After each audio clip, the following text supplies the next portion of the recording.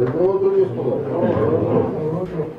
Да се чудите на човека, ще прави тук сутринта, ще е дойдел, ни че ви се карам, ни че ви губим от време. Това е началникът на открития родник на мината в Бобов дол. Дошъл е да представи на подчинените си нов колега и между другото да напомни за коя партия да гласуват и с кой номер бюлетина. Бюлетината е номер 15. 25 неделя и близо. Тази седмица ще се дават и заплати. Значи това означава, че да работи с правителството, да кажем, постъпление от някакъв. Значи трябва да запазиме лоялността към правителството. Освен заплатите, които само този месец служителите ще получат по-рано, началникът напомня и за вече преведения аванс. Аванс? Ще за първ път дадат после 50 лева. Може пък почвам по 200 да дават след 25. Защо да ви дадат някъде на друго место? Безплатен обяд няма. Поне от 3 години сме на 100 лева аванс всеки месец. Сега в един момент предизборно 150. Няма никаква логика. Всеки може да се сети, че е предизборно. Ето, например, аз имам заем към но сега не получавам аванс от 100 лева. Поне заплатата ми минава, такъв ми е договор с банката, минава ми през банката, удържат си там парите. И сега получих СМС в един момент с 50 лева, че имам превод в картата, като аванс. Което означава, че това не е аванс, а е някаква бонус, премия за изборите. Този мъж е служител на мината. Не желая да показва лицето си, защото с заплатата му живеят той, съпругата му и двете му деца. Разказва, че седмицата преди изборите с колегите му са подложени на невиждана предизборна атака. Обещавали им ухолен живот и работни инвестиции. Това е инвестиция, за да се случи, а последствие и да се повтори по трети.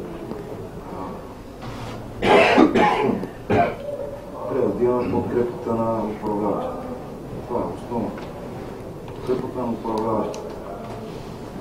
И ние трябва да ги подкрепим тези, които работят и будат тласъвани напред. Че се разрядят и картите тази седмица с заплата. Аванса го дадахме. На 25-ти, като окажем на нашия вод, така положителен, всеки месец, че се получава парите по-добро, ще си пазаруваме свободно от магазина. Ако не подкрепиме коалицията на Лега, след това може да ставаме всички заедно. Това е точно на народа обяснено, знае номер на бюлетината, формати са до болка. Предизборната атака започна в началото на май. Един по един служителите били привиквани. Организацията е по списък. Началник-участниците, народниците в назначенията питат по-отделно всеки човек колко човека може да подсигури за изборите за 25 май. С бюлетина номер 15 да се гласува. И другото нещо, който не гласува, го грози уволнение. А по колко хора трябва да подсигурите? Колкото се може повече, по 5, по 6 човека, до 10, ако може.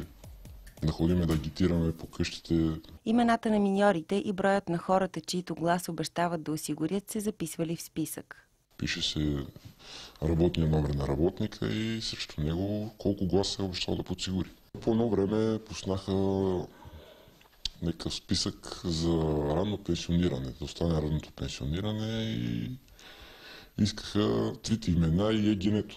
И ни лъжат, че за ранно пенсиониране изглежда беше този списък за изборите, да може да видят колко твърди гласа може да се извлечат. В деня на изборите работниците се следели стриктно. Слагат си поставени лица, като началник, участъци, механици и седат пред секцията и със списък обаждат се на хората, където са при него. В списъка да дойдете да гласуват. От 7 до 12 трябва да си гласувал. Има куриозни случаи. Тук човека си отива на Рива, обаждат му се, той казва, че хората са гласували, ти защо си на Риба, отиват, взимат го от реката, връщат го да гласува и след това го от Заведосмера го направиха общ работник. От началник минава на общ работник. Паднете ли каква е стопудна ситуация да паднете на какви обективи, на камери, на медии, че ми инициират, че ме арестуват, че ме